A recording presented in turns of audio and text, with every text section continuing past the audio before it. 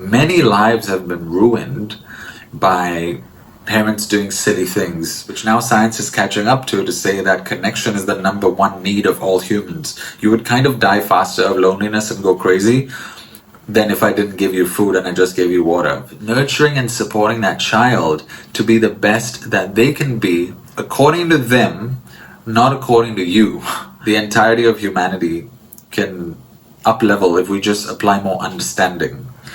Hey guys, welcome back to my channel. This is Zephyr Khambatta. Thanks for being here. On this channel, I cover life coaching topics, things to get you out of depression, things to up-level your life in fitness, health, basically a lot of life hacks, spirituality, and other fun topics. I'm also a recording artist and a producer and so on, and I have many creative hobbies and outlets, and I put those things out from time to time as well. If you'd like this kind of content, please consider subscribing. This is a topic that came up for me and my wife, which is things to take note of before deciding to become a parent.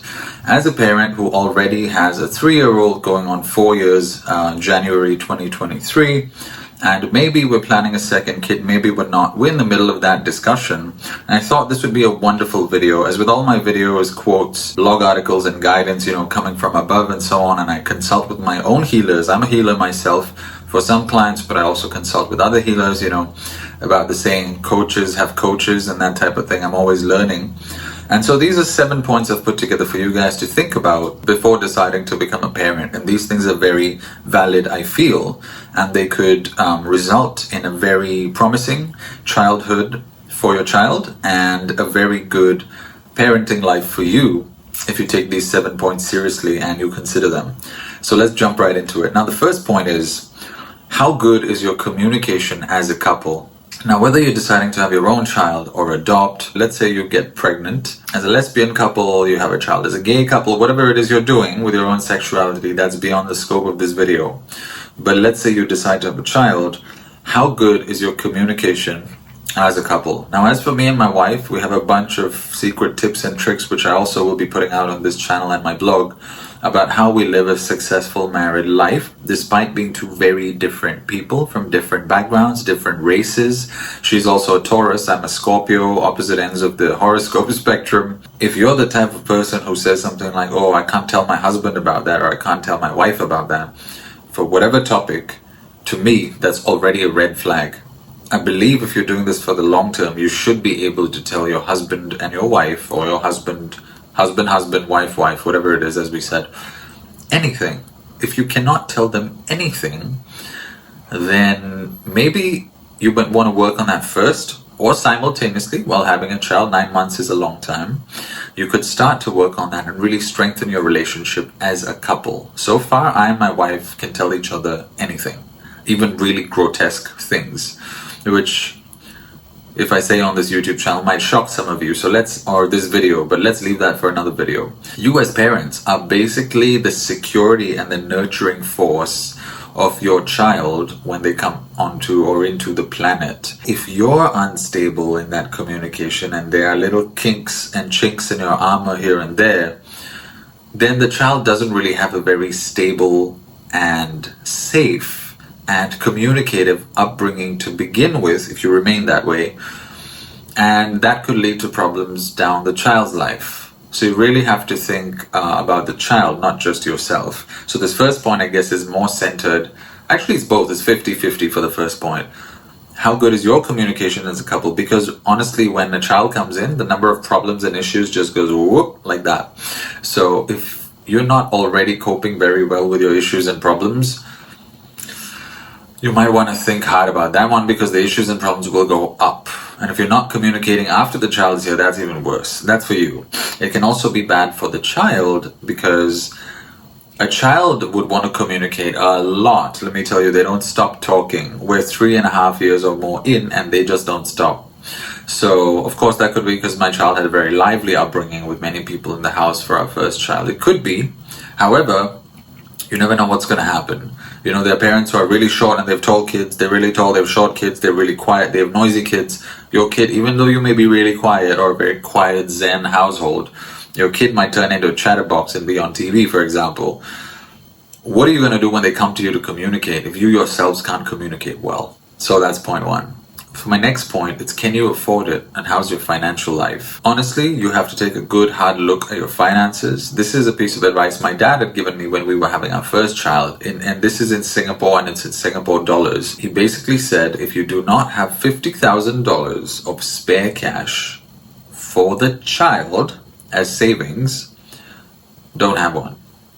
Now, I know that a lot of parents would go into having a child without having those $50,000 just for the child. Singaporeans are notorious for not keeping a lot of money in their banks. You can go research this on Google. You really want to have a bunch of savings, or you want to have some really solid income or opportunities for income or income earning skills, as Dan Locke might call it, high income skills or any income skills really, to be able to have a child. Now, for me, personally, I know that I have many skills. I'm a life coach, I'm a counselor, I'm a healer. I can also write. In my corporate roles, I've done a lot of marketing, heading content teams and marketing teams, overlooking their writing and their social media. I'm pretty much a beast on social media when I want to be and have been for 15 years. Then I also play drums pretty well. I have a degree. Each time you play, you just get better, right? That's how it goes with a musical instrument. Same for sports, I guess. So I still play drums to this day. I've also picked up other skills such as rapping, singing, songwriting, composing, music production, releasing songs as an ecosystem. I have my own label. I can release a song anytime I wish. I can release a song tomorrow morning, and there's nothing nobody can do to stop me from releasing it. So these are all skills and things I've built up over time. I've also taught drums for 10 to 15 years while I was learning drums. So that's a wise thing I did, I guess. So I know if I have to earn money, I can earn money. I'm just going to have to work very hard. And the harder I work, the more money I earn with those skills. Of course, you may also have a business where then you can multiply this. And then it's not really the harder you work. It's more like the longer you work, because you got to keep churning your business and so on and so forth. Also, maybe you have a day job. Maybe you're a day job kind of person where you go to work, you exchange your time for money, you come back, your time's gone, but you have money in your bank. Maybe that's you. And maybe you have a combination of all of this for the two of you combined. So it's very important to know that you can afford to have a child, because really for the first few years, parents will automatically be loving, hopefully, nurturing and supportive. But if you don't have the money, there's not much you can do. And then you'll have to take away time from the kid to go earn that money. And then you're sort of compromising now, because you can't spend as much time as you want, because you have to earn the money to feed them so they don't die. Just to be crude, any animal and species needs to eat to live. That's just reality, whether you like it or not. No food, no life. Simple as that. You really want to think about, maybe you have a farm and you don't need to go earn money. Fantastic. Just, that's great thinking on your part. Just pluck the fruits and eat them. There are some days when I'm really getting into my fitness and stuff, I just eat fruits for the whole day. Not because I'm on any diet. I don't believe in diets per se unless you need them for some reason. But I was just happy to eat fruits that day. It gave me a very happy feeling to eat fruits and veggies. So I was doing that. So it really depends. If, as long as you can secure the food source and the food supply, you're set. And if you have the money, either way, whichever way you're looking at it. Maybe you're rich. Maybe your parents left you a lot of money. I believe in some countries it's called a trust fund. Maybe you have a lot of savings and so on. So that's the second point.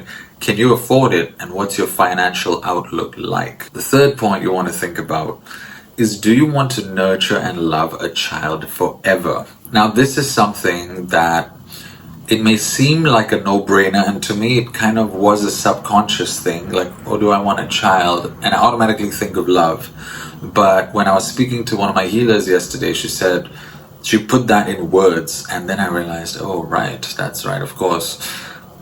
You might want to think about the long-term implications of this. Do you want to nurture and love a child forever? Are you looking forward to looking after them forever? Are you looking forward to guiding them forever? Are you looking forward to being their support forever?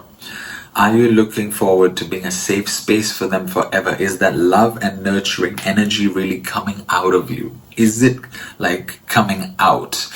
I want to share all this love energy and support energy with someone or something. Oftentimes we feel this kind of contributive type of energy in our life. I think I just made that word up. Sometimes people get pets. Sometimes people get toys and talk to the toys. Sometimes people get collections. Like me, I like trading cards of certain kinds and collect the trading cards, look at them and take care of them. I take care of my books as my babies. Like, this is a good one I'm going to do a review on, The Success Principles by Jack Canfield. It's kind of like my Bible. It's a pretty good book. So if you have that kind of energy, I know I'm going a bit off topic here, but the point is, that kind of energy of contribution, nurturing, teaching, it comes out naturally when you've accomplished certain things in your life. So are you looking to spill that over into another being? If you are, then that's great. So that's point number 3. Now, point number 4 is, are you excited, thrilled, and looking forward to having a baby? Slightly different from point number 3, but slightly similar but different. Here's why it's different. Now it's less about contributing, now it's excitement. Is it going to fuel joy in your life just to have that person there? And this is different from 3, because whether you're nurturing them or not, this could be them screaming. Are you excited to have a little being this small, maybe this small, running around your house or home? Or if you're homeless or you're a nomad or whatever you are, traveling with you, excited by that? You excited to have that being in your life? And some of you have never had a kid before, wondering like, what's so exciting? Well, I could share with you guys because I have one. You look at them, you feel this feeling of like, firstly, they're really cute. So think of the cutest soft toy you've ever had. Now multiply that by 10 because they move. Also, it's been proven science that people get attracted to people who look like them. So you're going to be attracted to this child at least a little bit if it's your own child. If you adopt it and so on, that factor of that attraction based on looks is kind of out the window, but that's just a small point. But for those of you having your own child, it can be a point, a pretty solid point, because it's an extension of you. The child is an extension of you. So are you excited to have this being in your family? Are you excited to extend and increase the size of your family? Are you excited to grow your family? Some people have that growing expansion nature inside them, and actually we all have it. It's called creativity. You might be wondering, what's creativity got to do with this? It has everything to do with it, because this is creation and creativity. They're part of the same energy. You are creating. Just as you were created by your creator, you are now creating a new being, right? And I can go on about the joys of parenthood, but that would be a whole separate video. So are you excited, or do you think you'll be excited? If you've had the first one already, you might know if you're excited or not. So that's the 4th point to take note of. The 5th point, and I can tell you right now, as I'm in this video, I'm in the middle of a house move, and I'm in a makeshift location, so you'll probably never see this location again on my YouTube channel unless I decide to make more videos here. How often are you going to move? You might be traveling, your husband might have a high-paying job, you might be the husband having a high-paying job, you might be the wife having a high-paying job. Right now my wife earns way more than me, and that's just the truth. So if she gets a job in another country, we might move. Suddenly my entertainment career could take off to 6 times how much she earns, and we might move based on that. So we could move quite a bit, and we're a fairly active couple. We do like traveling. We're pretty young. Well, not that young, but pretty young. I'm 35, she's 36. We take care of our health, and we're mobile. We go for walks almost every day. We exercise almost every day in small ways or big ways, depending on our mood and fitness goals. We could move. So how much could you guys move? Are you planning to move a lot? Now, if you're after that traveling type of nomadic, digital nomad lifestyle going, all my kids are going to have YouTube accounts and we're all going to be YouTube millionaires. Fantastic. Then have a child and keep moving. But if you're the type of parent who wants a stable life, you want that stable home. I have a part of me that really wants that, because I'm a bit of an introvert and I'm also a Scorpio and I'm also creative. So that means I could get locked in my room for like a week and come out with 2 good songs. But for that week, I want to be locked in my room, other than showers, sleep, breakfast, lunch, and dinner, and the bathroom, of course. You have to decide what type of person you are, what type of couple you are. Do you like movement, or do you not like movement? And if you do like movement, how is that going to affect the child? Because if you're not planning that type of career for them, or even if you are, they may say no. right? As we discussed in one of the earlier points, the child is not you. The child is a separate life and being. So we got to be really careful about what we're trying to impose on this child. And I'll come to that in another point in point 7. So really decide how these moves, or try to plan how these moves would affect this child, whether that's in a positive or in a negative way. So try to put that into your considerations and be really careful. Point number 6, are they going to be an only child? Now you can consider this from various aspects. If you have not had a kid yet, you want to consider whether you're only going to have one. And if you do, they would be an only child, and what happens to only children. I'm not necessarily saying it's good or bad yet, but let's explore that. If you've already had one, now you're deciding on a second, now you got to think, do I want the first one that I had to remain an only child, right? If you have more than 2 already, and now you think about a third, think about it, if those 2 are really different characters, and given the globalization that we have on the planet and the nomadic lifestyle, digitalization and everything else, chances are they might end up in 2 different countries. And if they have a larger age gap, an even bigger gap in difference. So if they're going to be moving to 2 different countries and they don't really contact each other, they are in a way sort of living the life of only children, only child in that sense. Now, do you want to add a third? Because my wife and I were discussing, like, oh, if we have 2, they would bond together, they would grow together, but I also showed her the other side, which is they might not. You might just be giving birth to 4 only children, and your initial plan of having them mingle might not even be a consideration if they decide not to mingle. What are you going to do? Force them to mingle? You're not going to do that. So really think about that only child aspect. I asked one of my best friends if it was how it was being an only child, and he said it was too personal. For some reason, he didn't want to talk about it. So I went to YouTube and I found some videos. I've posted them on my Facebook accounts. You could check out my Facebook friend page, where I post a lot of things, and my fan page a little bit less, just focused on this type of content. So my friend page is also the name of this YouTube channel. Just search me up on the friend account, add me, or just scroll. All my posts are public. And go check out that video, what it's like to be an only child, or go Google it. Many lonely children, but that's what they said. Many only children were writing from my research last night that they're lonely and they've experienced loneliness at certain points. Some have been very happy and they don't know what it means to be an only child, even though they are only children, or why that's different, because they've never experienced anything else. So they don't know the difference. So they're like completely fine. They're like, yeah, this is life. This is what it is. So, you would never know what the child is going to feel. However, you can try to cover all bases and go like, oh, just in case they want a sibling, here's one. Of course, once they're born, you might go like, oh, well, what if they don't want a sibling now? Well, you can always tell your children that you don't have to impose on each other. Just because you're siblings doesn't mean you have to contact each other if you don't want to. You can always raise them up to be neutral, mature, balanced human beings who don't step on each other's boundaries. And that way, I feel, they would have the best of both worlds. If they want the sibling, it's there. He or she's there. If they don't want the sibling, he or she's not there. It's that simple. So, yeah, that's point number 6. Point number 7 is a personal favorite of mine, and it sort of goes into life coaching a little bit and emotional trauma and really about being a good parent. Are you capable of being a good parent? But I'm going to change that to say, are you capable of not being controlling? And I'm suggesting a sort of characteristic there to you, but that's kind of my role. I'm a life coach, and I like to put out fires before they begin. Are you capable of being a neutral, generous, neutral parent who does not impose their beliefs about life and upbringing and career and finances and relationships and contribution and all the different hobbies and all the different aspects of a balanced life? Are you capable of not imposing that on your child? That is super, super important to consider before becoming a parent. Many lives have been ruined by parents doing silly things.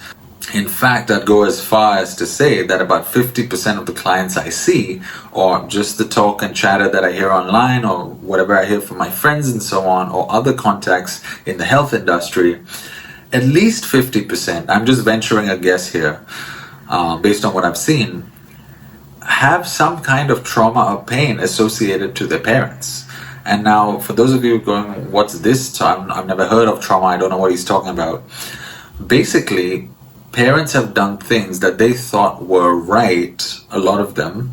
Some of them, of course, knew it was not right and not right. I don't like to use the words right and wrong because it doesn't really mean anything once you get into spirituality and you understand the nature of this universe, which is all energy.